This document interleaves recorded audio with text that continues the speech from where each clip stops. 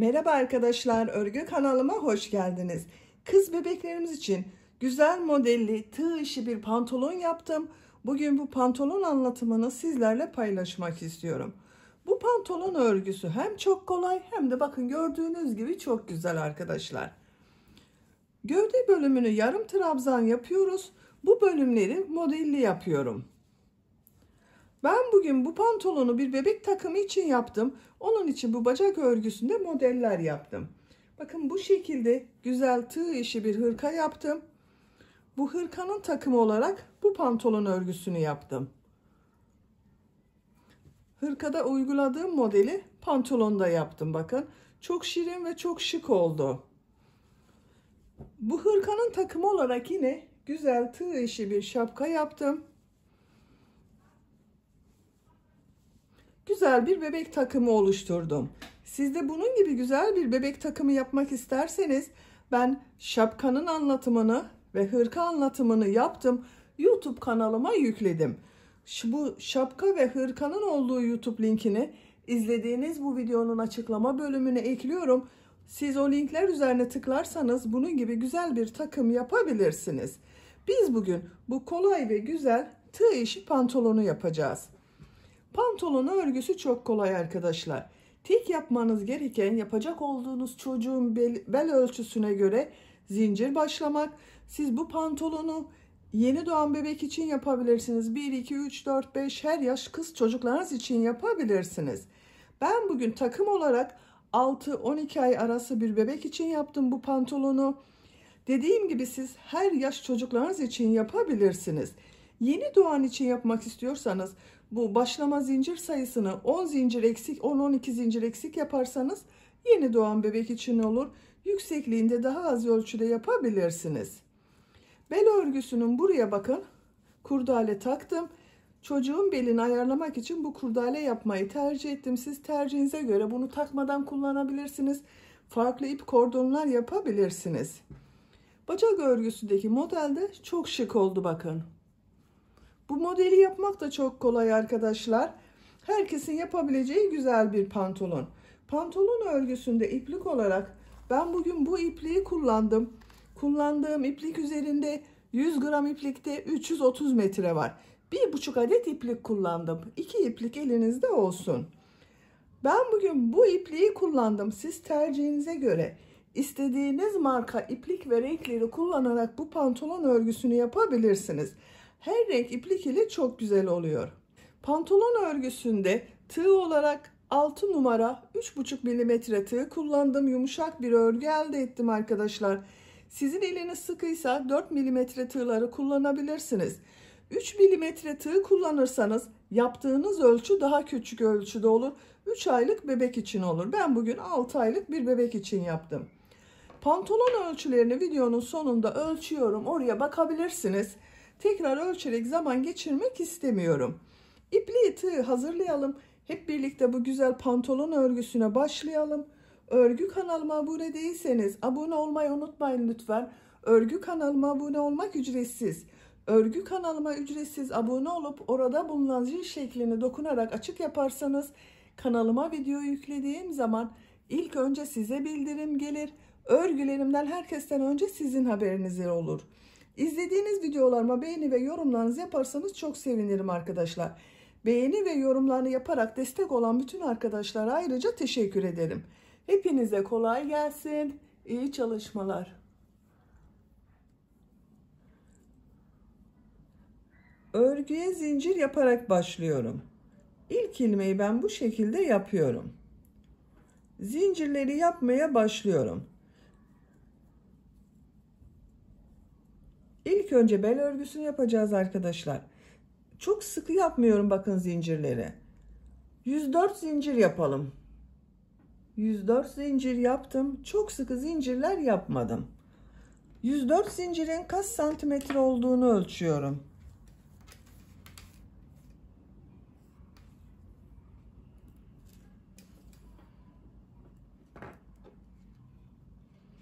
...42 santimetre zincir uzunluğu var. Benim elimin sıklığına göre 42 santimetre için 104 zincir yaptım arkadaşlar. Sizin daha fazla zincir yapmanız gerekebilir. 3 zincir dönüş için yapıyorum. Tığ üzerine iplik alıyorum. 3 ilmek atlıyorum. 1, 2, 3. Dördüncü ilmeğe trabzan yapıyorum. Diğer ilmekler üzerine de trabzan yaparak devam ediyorum. Trabzan sırası yapıyoruz.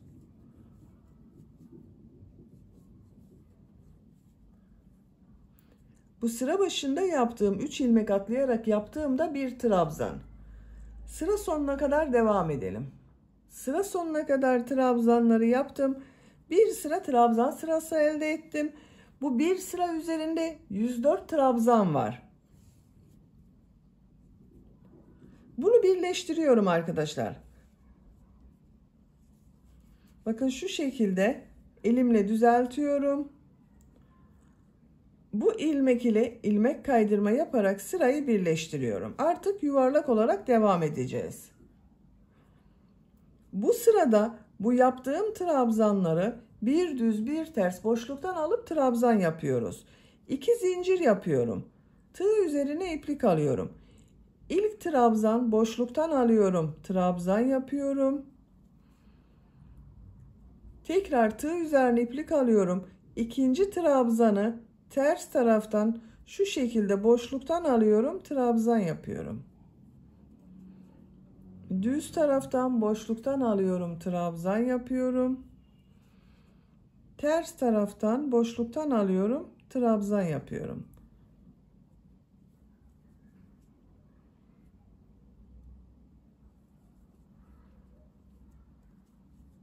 Bakın bu şekilde yapmıyoruz trabzanları. Boşluktan alarak yapıyoruz.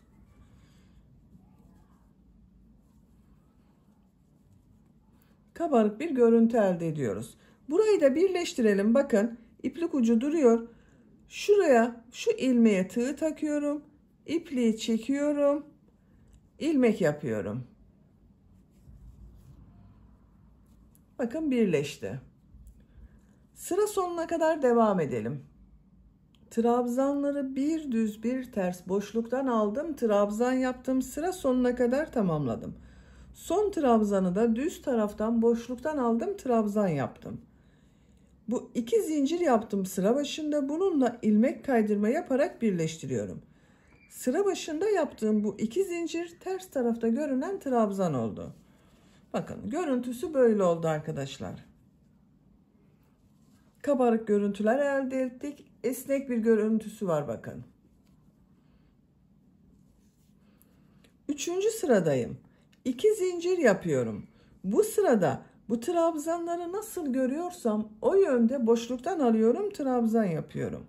Düz tarafta görüyorum. Düz taraftan boşluktan alıyorum, trabzan yapıyorum. Ters tarafta görünüyor. Ters taraftan boşluktan alıyorum, trabzan yapıyorum. Düz tarafta görüyorum. Düz taraftan boşluktan alıp trabzan yapıyorum. Ters taraftan boşluktan alıyorum, trabzan yapıyorum.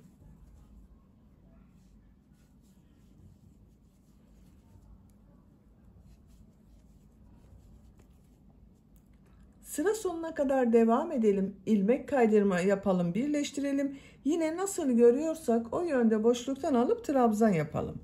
Bu bel örgüsünü tercihinize göre 4, 5, 6 sıra istediğiniz kadar bu şekilde tekrarlayarak tamamlayalım.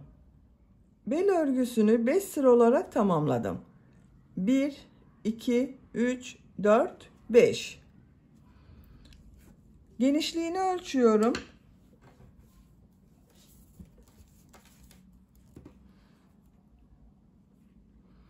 3 santimetre genişlik var. Benim tercihime göre bu yeterli. Siz isterseniz bunu 4 veya 6 sıra olarak yapabilirsiniz. Bu sıradan itibaren yarım trabzanlar yapıyorum. Bir zincir yapıyorum. Tığ üzerine iplik alıyorum. İlk ilmek üzerine trabzan yapıyor gibi yaptım bakın. Tığ üzerinde 3 ilmek var. Hepsinin içinden bir defa da çekiyorum. Tığ üzerine iplik alıyorum. Yarım trabzan yapıyorum. Tığ üzerine iplik alıyorum. Yarım trabzan yapıyorum.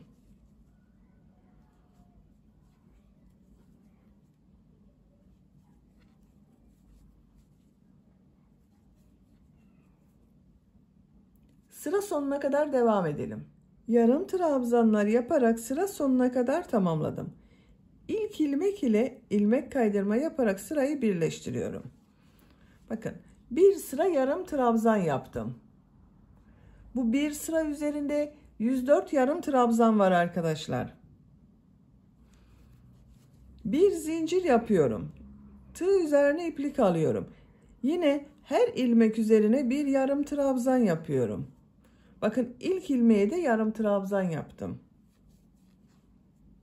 Diğer ilmeklere de yarım trabzan yaparak devam ediyorum. Sıra sonuna kadar devam edelim. Sıra sonuna kadar tamamladım. İlk ilmek ile ilmek kaydırma yaparak birleştiriyorum. Bir zincir yapıyorum. Tığ üzerine iplik alıyorum. Bakın, ilk ilmek içine yarım trabzan yapıyorum. Diğer ilmeklere trabzan yaparak devam ediyorum. Yarım trabzanlar yapıyorum.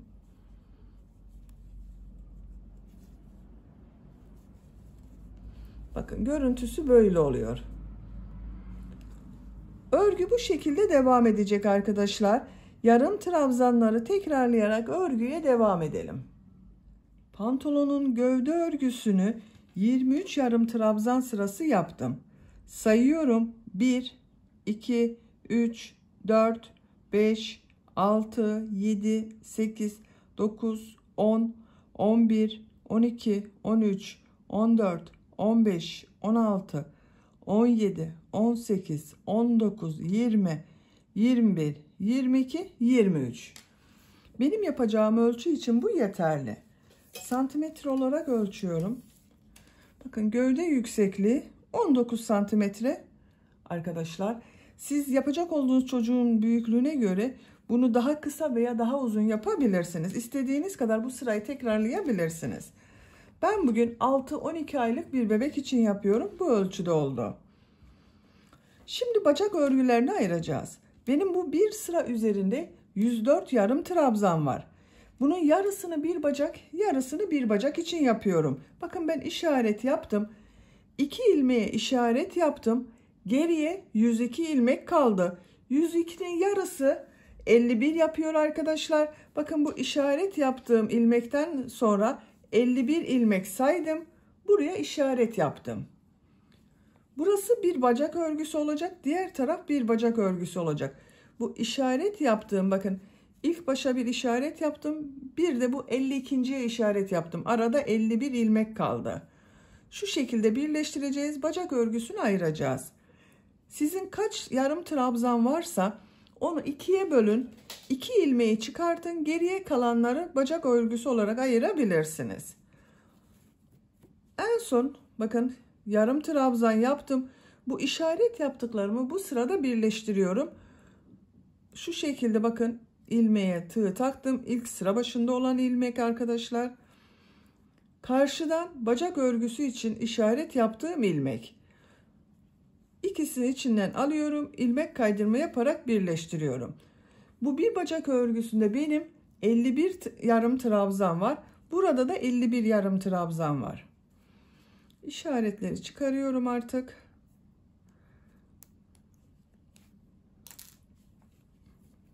Bakın, bu orta bölümü birleştirdik. Bir zincir yapıyorum. Tığ üzerine iplik alıyorum. Aynı ilmeğe yapmıyorum bakın. Yanında bulunan ilmeğe yarım trabzan yapıyorum. Diğer ilmeklere yarım trabzan yaparak devam ediyorum.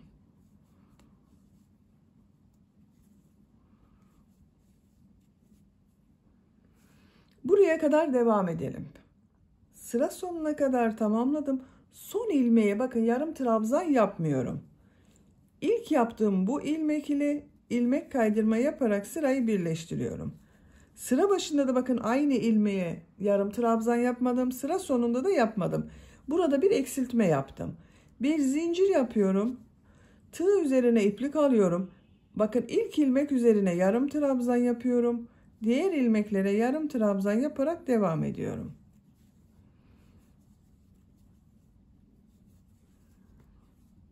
Sıra sonuna kadar devam edelim. Sıra sonuna kadar tamamladım. Bakın, son ilmeğe de yarım trabzan yaptım. İlk ilmek ile ilmek kaydırma yaparak sırayı birleştiriyorum. Bakın bacak örgüsü bu şekilde belli oldu arkadaşlar. Bir zincir yapıyorum. Tığ üzerine iplik alıyorum. Yarım trabzan yapıyorum. Yine her ilmek üzerine bir yarım trabzan yapıyorum. Bacak örgüsü çok dar olsun istemiyorum. Çok fazla kesme yapmıyorum. Bakın bacak genişliği bu şekilde olacak. Pantolon olacak arkadaşlar. Biraz dar olsun istemiyorum. Bu bacak örgüsü bu sayı ile devam edecek. Şimdi diğer bacak örgüsünde başlayalım. İki bacak örgüsünü birlikte devam ederiz. İpliğin diğer ucunu çıkardım. Bakın buradan ipliği bağlıyorum. Bu birleştirme yaptığım ilmekten.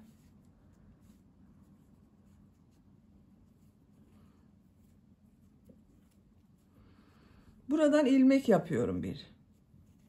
Tığ üzerine iplik alıyorum. Bu ilk ilmeğe yapmıyorum. İkinci ilmeğe yarım trabzan yapıyorum. İplik ucunu da içinde tutuyorum. Diğer ilmeklere yarım trabzan yaparak devam ediyorum. Yine her ilmeğe bir yarım trabzan yapıyoruz. Sıra sonuna kadar devam edelim. Sıra sonuna kadar tamamladım. Bakın bu son ilmeğe yarım trabzan yapmıyorum. İlk ilmek ile ilmek kaydırma yaparak sırayı birleştiriyorum. Bir zincir yapıyorum. Tığ üzerine iplik alıyorum. İlk ilmek üzerine yarım trabzan yapıyorum. Diğer ilmekleri de yarım trabzan yaparak devam ediyorum. Sıra sonuna kadar devam edelim. Sıra sonuna kadar tamamladım. Son ilmeğe de yarım trabzan yaptım. İlk ilmek ile ilmek kaydırma yaparak sırayı birleştiriyorum. Bir zincir yapıyorum. Tığ üzerine iplik alıyorum. Aynı ilmek içine yarım trabzan yapıyorum. Diğer ilmeklere yarım trabzan yaparak devam ediyorum. Bu bacak örgüsü de bu şekilde devam edecek arkadaşlar. Her iki bacak örgüsünü devam edeceğiz. Bir bacak örgüsünün kaç santimetre olduğunu ölçüyorum genişliğinin. 13 santimetre, bakın benim bir bacak örgüsü 13 santimetre. Çok dar olsun istemiyorum. Bu genişlik bakın yeterli. Siz daha dar olsun istiyorsanız burada bakın sıra başında ve sıra sonunda bir iki ilmek kesme yapabilirsiniz. Biz sadece ilk sırada ilk ilmeğe ve son ilmeğe yarım trabzan yapmadık. 2 ilmek kesme yaptım. Bakın bu şekilde devam ediyor. İki bacak örgüsünü yapacak olduğunuz çocuğun büyüklüğüne göre sırayı tekrarlayarak devam edelim. Bacak örgüsünü ben tamamladım. Bakın bu şekilde uç bölümü modelli yaptım. Diğer bacak örgüsünde bu model bölümüne kadar tamamladım. Bu bacak bölümünü ayırdığımız yerden sonra kaç sıra yaptığımı sayıyorum. 2, 4, 6, 8, 10, 12, 14, 16, 18 sıra yaptım. 19. sırada model yerleştirmeye başlıyorum. Siz biraz uzun olsun istiyorsanız bu sırayı birkaç sıra devam ederek ondan sonra model yerleştirmeye başlayabilirsiniz.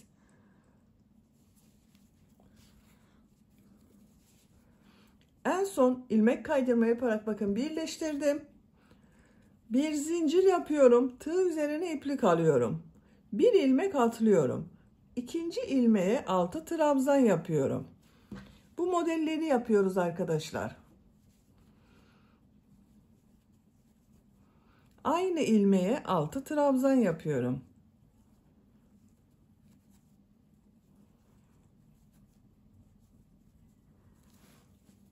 Altı trabzan yaptım. Bir zincir yapıyorum. Bir ilmek atlıyorum. İkinci ilmeğe sık iğne yapıyorum. Bir zincir yapıyorum. Bir ilmek atlıyorum. İkinci ilmeğe 6 trabzan yapıyorum.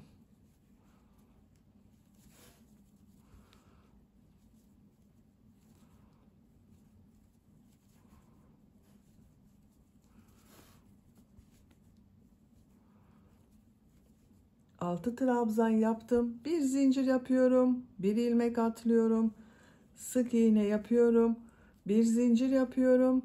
Bir ilmek atlıyorum. 6 trabzan yapıyorum.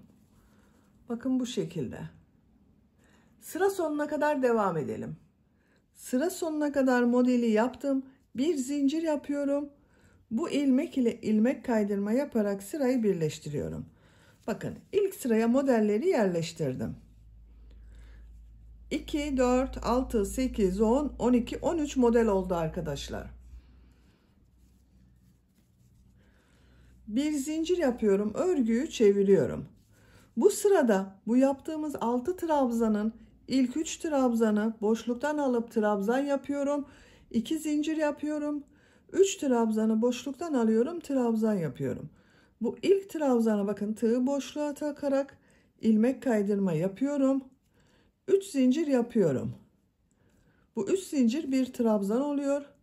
2 trabzanı boşluktan alıyorum, trabzan yapıyorum. Bakın şu şekilde tığı boşluğa takıyorum, trabzan yapıyorum. 2 zincir yapıyorum. 3 trabzan var. Üçünü boşluktan alıyorum, trabzan yapıyorum.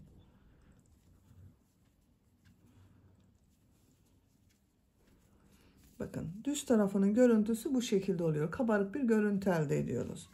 Tığ üzerine iplik alıyorum. Bu 6 trabzanın ilk 3 trabzanı boşluktan alıp trabzan yapıyorum. 2 zincir yapıyorum. 3 trabzanı boşluktan alıyorum, trabzan yapıyorum.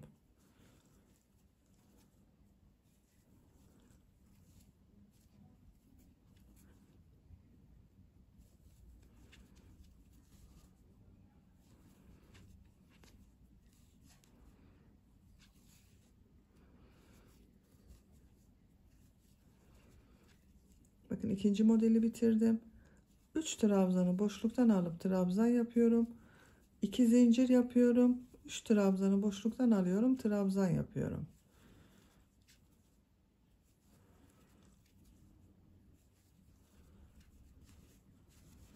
Bakın düz tarafın görüntüsü bu şekilde. Sıra sonuna kadar devam edelim. Sıra sonuna kadar tamamladım. Son yaptığım modeli bu ilk yaptığım model ile ilmek kaydırma yaparak birleştiriyorum. Burada 3 zincir yaptım. 3. zincire tığ takıyorum. İlmek kaydırma yaparak sırayı birleştiriyorum. Bir zincir yapıyorum. Örgüyü çeviriyorum. Tığ üzerine iplik alıyorum. Bu model ortasında bulunan 2 zincir üzerine 6 trabzan yapıyorum. Bu ilk yaptığımız sırayı yapıyoruz.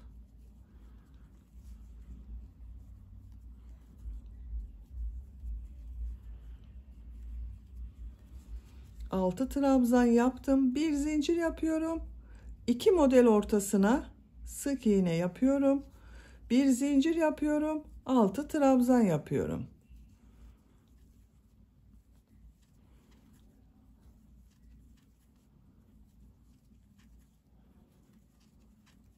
Bir zincir yapıyorum. 2 model ortasına sık iğne yapıyorum.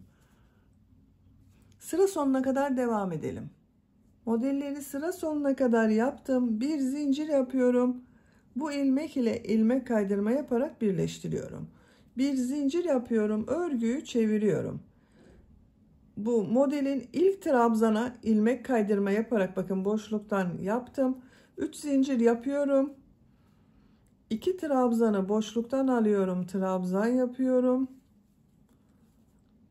2 zincir yapıyorum. 3 trabzanı boşluktan alıyorum, trabzan yapıyorum. Diğer modele de 3 trabzanı boşluktan alıp trabzan yapıyoruz. Bakın bu şekilde devam edecek arkadaşlar. Bakın bu bacak örgüsünü 1, 2, 3 modeli tam bitirdim. 4. modelde bu 6 trabzan yaptığım sırada bitirdim. Bu bacak örgüsünde aynı şekilde bakın 4. modele kadar tamamlayalım. Model sırasını tamamladım. 1, 2, 3 sırayı tam bitirdim. 4. sırada bu 6 trabzan yaptığım sırada bitirdim. İlmek kaydırma yaparak birleştirdim arkadaşlar. Pantolonun örgüsünü bitirdim. Bakın şu şekilde çok güzel oldu. Bel örgüsünün buraya ben kurdale taktım. Siz tercihinize göre bu kurdaleyi takmadan sade kullanabilirsiniz. İp kordonlar tercih edebilirsiniz. Bebeğin belini ayarlamak için ben bu şekilde bir kurdale yapmayı tercih ettim. Bitmiş olarak size ölçülerini söylüyorum. Tam yüksekliğini ölçüyorum. 40 santimetre yükseklik var. Bacak ölçüsünü ölçüyorum. 20 santimetre bacak uzunluğu var arkadaşlar. Genişliğini ölçüyorum. Bacak genişlik 13 santimetre. Bel örgüsünün buradan gövde genişliğini ölçüyorum. 26 santimetre. Ben bugün 6-12 ay arası bir bebek için yaptım. 1 yaş bebeğe çok rahat olur arkadaşlar. Çok aşırı kilolu olmazsa 1 yaşındaki bebeğe çok güzel olur. Beni dinlediğiniz ve izlediğiniz için hepinize çok teşekkür ederim. Örgü kanalıma abone değilseniz abone olmayı unutmayın lütfen. Örgü kanalıma abone olmak ücretsiz.